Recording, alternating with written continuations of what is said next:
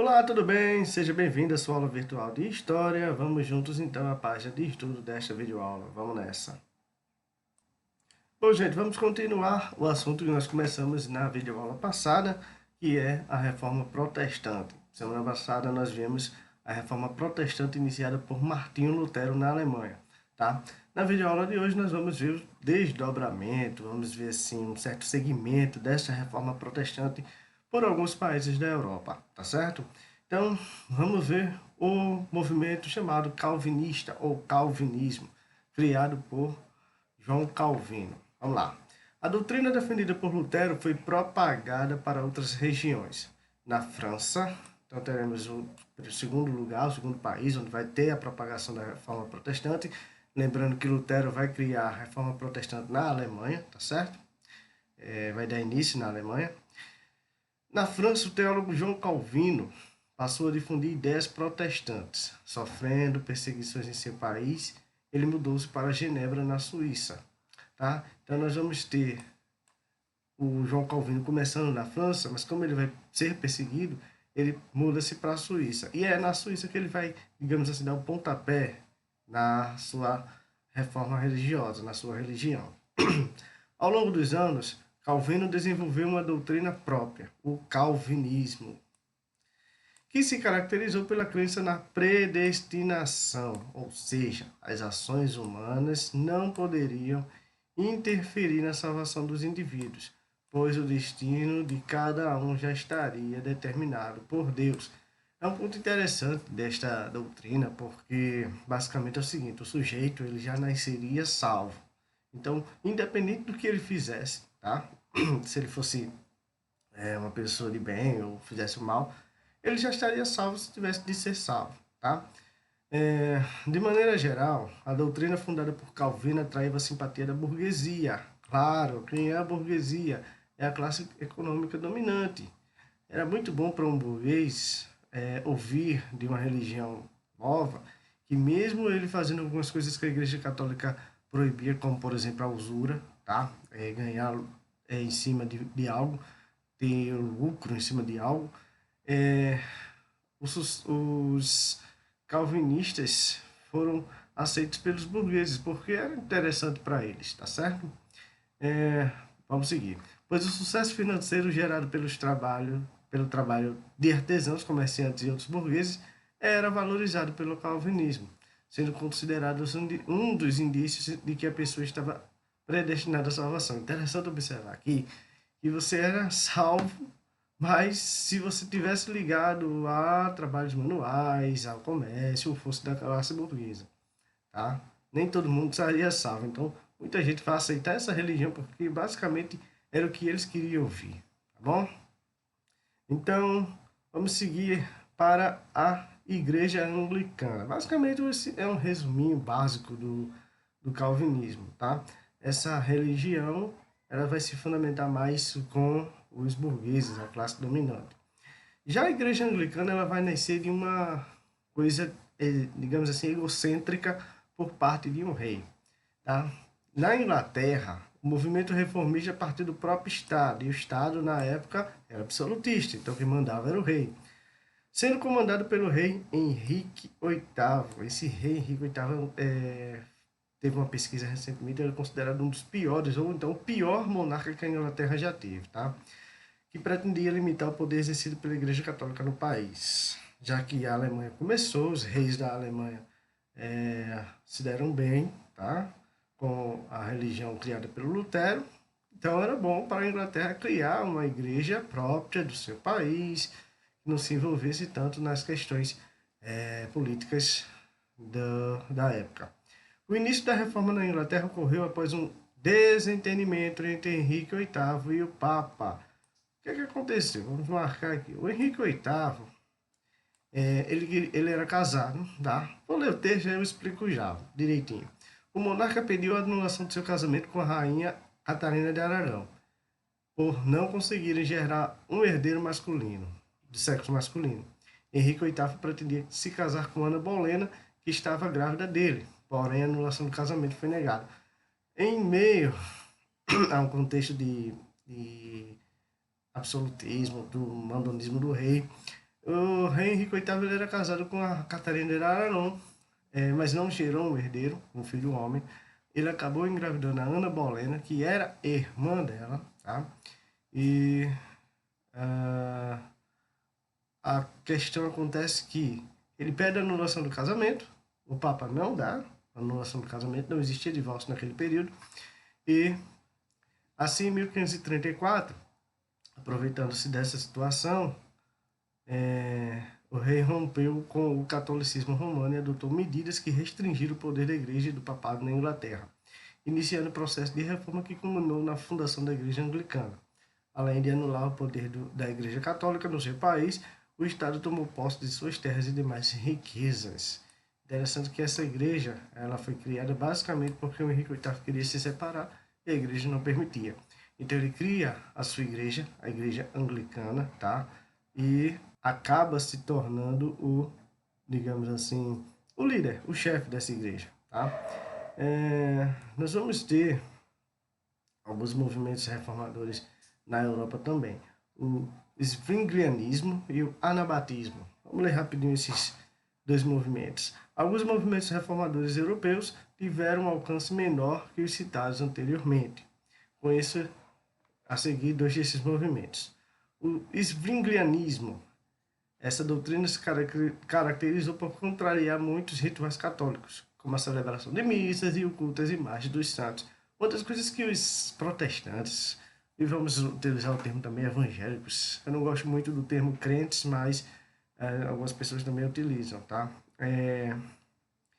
Uma das coisas que a igreja evangélica em si combate ou fala muito contra é a questão do culto às imagens.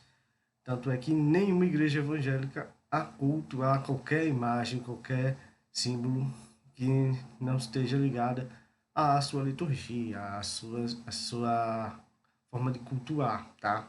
Então, os santos católicos eles não são reconhecidos como santos dentro da igreja evangélica, tá? Continuando. Afirmava, além disso, que a Bíblia era a única portadora da palavra de Deus. Todas as religiões protestantes, elas afirmam isso. A Bíblia é a fonte, a única fonte que nós temos para a palavra de Deus, tá? O anabatismo.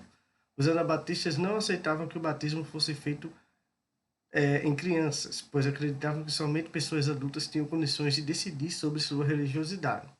Eles costumavam formar comunidades isoladas nas quais todo o cotidiano de seus membros era pautado pela religião. Diversos princípios dos anabatistas influenciaram outros grupos religiosos, como os Quakers e os batistas, tá? E os batistas seguem até hoje essa linha de pensamento. Criança não é batizada, tá?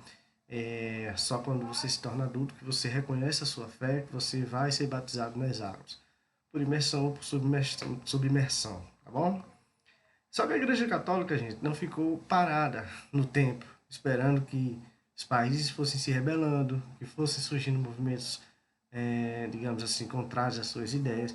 Então ela vai criar no século XVI a Contra-Reforma. É um movimento contrário ao movimento criado pelos protestantes. Vamos entender um pouquinho como se deu.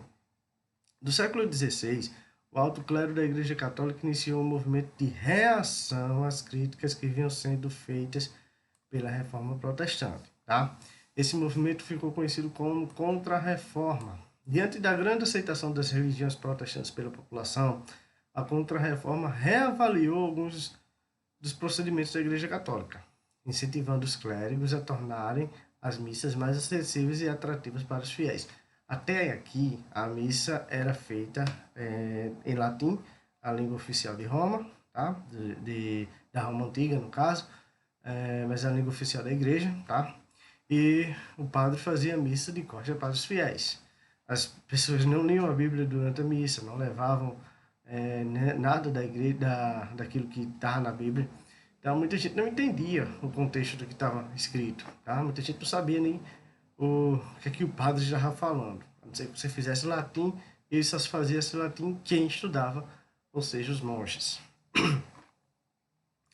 O movimento da Contra-Reforma também buscou organizar e reafirmar os dogmas da igreja, aquelas regrinhas lá, os preceitos que haviam sido, digamos assim, posto em dúvida pelos protestantes, determinando regras precisas para a realização de missas e sacramentos, como o batismo, a Eucaristia, o matrimônio. Tudo isso foi avivado, foi salientado, foi, digamos assim, posto em prática após a Contra-Reforma.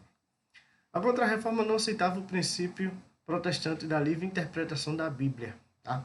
Isso aqui é um ponto que os protestantes vão bater de frente, especialmente o Lutero, porque eles pensavam que as pessoas deveriam interpretar a Bíblia segundo a sua vontade. Ter acesso à Bíblia já era complicado, imagina interpretar. Mas esse pensamento da igreja não foi mudado ainda.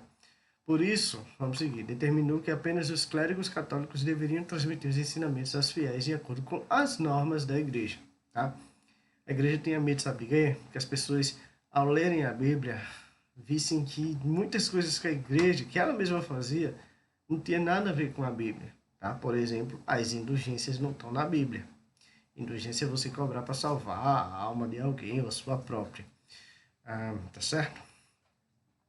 O Concílio de Trento. Concílio é como se fosse uma reunião, tá? São reuniões, na verdade, que acontecem para debater alguns temas que a Igreja Católica acha importante. Já tivemos alguns concílios bem importantes ao longo da história. O de Trento foi um. A gente já teve de Nicéia, de Corinto e por aí vai. Esses e outros princípios da Contra-Reforma foram estabelecidos em reuniões do alto clero realizadas na cidade de Trento, na Itália, entre 1545 e 1563. Essas reuniões, como o Concílio de Trento, trataram também sobre o tema central das críticas de Martinho Lutero, as vendas de indulgência. O Concílio decidiu que as indulgências deveriam continuar sendo concedidas pela Igreja por serem, porém, sem vendê-las, tá bom? A Igreja dava a indulgência ainda, mas não precisava o fiel pagar ou dar uma moeda para ser salvo, tá? Era de graça. Vamos lá. A Companhia de Jesus. Fundada em 1540, a Companhia de Jesus era uma ordem, vou marcar aqui, religiosa católica que estava melhor, entre as principais instituições responsáveis por difundir os princípios definidos pela Contra-Reforma. Seus membros eram chamados de jesuítas. Eles eram encarregados de promover a catequese, participando de missões evangelizadoras em diversas regiões da Europa, da América e da Ásia. Então, são os jesuítas da Companhia de Jesus que vêm para o Brasil para catequizar os índios, para serem os primeiros padres aqui, tá? Isso a partir de 1540, 40 anos antes do Brasil ter sido descoberto, tá? E 10 anos antes apenas, 1530, é que o Brasil começou a ser ocupado realmente. Então essa Companhia de Jesus foi a responsável pela catequização dos índios, tá bom? Contra-Reforma e Inquisição.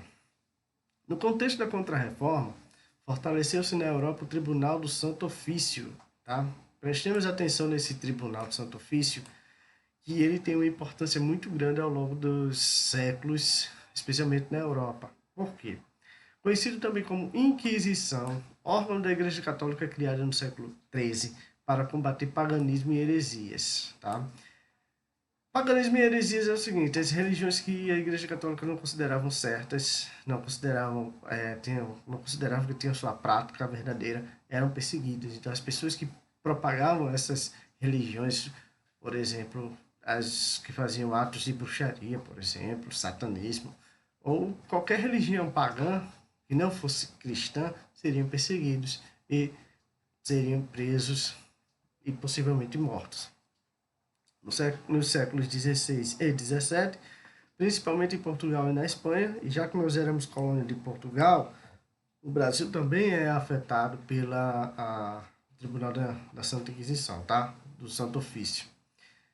A Inquisição foi usada pela Igreja para acusar e condenar pessoas por não seguirem o catolicismo. E para isso aplicavam métodos extremamente violentos, torturas muito humilhantes, tá? Para que a pessoa confessasse algum crime contra a Igreja Católica, por exemplo, a bruxaria. Os principais alvos da Inquisição eram chamados cristãos novos. Cristãos novos eram os judeus e os muçulmanos recém-convertidos. Então, eram pessoas que não eram bem vistas, eram vistas com certa desconfiança, tá? Elas eram acusadas de manterem suas antigas crenças em segredo. Outros perseguidos pela Inquisição eram os praticantes da alquimia, químicos, tá? E de astrologia, práticas consideradas pagãs. Torturas e autos de fé. Muitas das pessoas acusadas pela Inquisição eram vítimas de calúnia e difamação. Muitas vezes era mentira, as pessoas tipo eram entregues de forma mentirosa, eram acusadas de forma mentirosa. Era comum acusarem de heresias parentes ou vizinhos para que eles fossem presos pela Inquisição. Tá? Você não gostava de uma pessoa, você ia denunciava na igreja, dizia que era uma pessoa herege, ou então tinha feito um pacto com o diabo e a pessoa ia ser presa, torturada e possivelmente morta. Ao serem capturados, os acusados de heresia geralmente eram torturados até a morte. Em alguns casos, o Tribunal do Santo Ofício realizava o chamado auto de fé, ritual público de execução dos condenados, que na maioria das vezes consistia em queimá-los vivos na fogueira. Tá, nós temos aí a imagem das pessoas assistindo e os padres, os membros do clero, queimando os considerados hereges, e não foram poucos, tá? Tivemos muito. Especialmente as mulheres eram perseguidas. Grande parte das vítimas da Inquisição na Europa eram mulheres. Elas eram acusadas de praticarem rituais mágicos religiosos, como bruxaria e feitiçaria. Naquela época, a Europa sofria com guerras, fome e doenças, e muitos desses males eram atribuídos às bruxas. Tá? A perseguição protestante. Também perseguiram protestantes. Melhor, deixa eu refazer. Também os protestantes perseguiram pessoas. Tá? Também houve intolerância religiosa nas regiões onde o protestantismo era dominante. Tá? Mas não foram criados órgãos oficiais que sistematizassem as perseguições a pessoas de outras religiões. Na Alemanha, por exemplo, ocorreram perseguições a grupos religiosos que não aceitavam as regras da igreja protestante, os quais sofreram torturas e foram executados por não seguirem seus dogmas. A igreja fazia isso e os protestantes também. Vê a contradição. Os protestantes surgem para mudar o que a igreja católica fazia, e agora estão fazendo a mesma coisa. Na Inglaterra, houve condenações à morte de mulheres acusadas de bruxaria, além de perseguições violentas aos fiéis na religião católica. No atual Estados Unidos, então colônia da Inglaterra, muitas mulheres foram acusadas de bruxaria e torturadas por protestantes, tá? Isso é uma das histórias mais contadas lá, as bruxas de Salem, tá? Pesquisem na internet, vocês vão encontrar muita coisa sobre essas bruxas, essas mulheres que eram consideradas bruxas, no caso. Sobre a arte, para a gente encerrar esse capítulo, na escultura, a arte barroca se caracterizou principalmente por sua extrema dramaticidade e grandiosidade. O italiano Gian Lorenzo Bernini foi um dos mais importantes escultores barrocos. As obras elas destacavam-se porque tentavam resgatar aquilo que foram feitas lá na Grécia Antiga, na Roma Antiga, e por aí vai. Na arquitetura, o barroco foi expresso principalmente em palácios e igrejas, utilizando materiais como mármore e ouro. Esse estilo arquitetônico criou ambientes com muitos detalhes, transmitindo a sensação de riqueza e luxo. Quanto mais luxo, mais riqueza, mais opulência, mais poder, mais a igreja se tornava-se rica, se tornava dominante, dominava terras, dominava impérios. A igreja católica, ao longo dos séculos, ela teve um poder muito grande, que só começou a mudar quando a vinda desses reformadores no século XVI. Talvez só 16 séculos que a Igreja Católica dominou e mandou na questão do pensamento, da interferência política, terras e por aí vai. Certo? Então, gente, nós encerramos aqui o capítulo 5, tá? Então, eu quero que vocês me enviem esta semana agora, hoje é 21, até a sexta-feira, eu quero que vocês me enviem as atividades, as respostas das atividades do capítulo 4, tá? Apenas até esta semana. Se você já enviou, beleza. Então, já podem enviar também as respostas do capítulo 5, tá? Que é este que a gente acabou de estudar agora. Por enquanto, não temos prazo para que você me envie, tá? Eu estou dando prazo só do capítulo 4, porque a gente já estuda faz um certo tempo. E a gente começa o próximo capítulo na próxima videoaula, tá bom? Eu peço que vocês respondam as atividades e me mandem, tá? Eu vou abrir um post relembrando a vocês sobre essas atividades que têm que ser enviadas, tá? E vou também lembrar aqui na videoaula e no post que caso você tenha perdido alguma atividade, tá certo? Me mande perguntando, manda uma mensagem para mim perguntando no chat e eu vou responder para você, tá? Agora aqui eu não vou mandar um por um, eu só vou dizer qual atividade perdeu ou se está em dia para aquelas pessoas que me perguntarem, tá certo? Então pode mandar uma mensagem pelo chat que eu vou dizer se você está em dia ou está faltando alguma atividade e qual é que você precisa fazer, tá certo? Então era isso, gente. A gente encerra esse capítulo 5. Na próxima videoaula a gente começa um capítulo novo. Obrigado pela atenção. Boa semana de estudos. A gente se vê na próxima videoaula. Um abraço a todos. Tchau.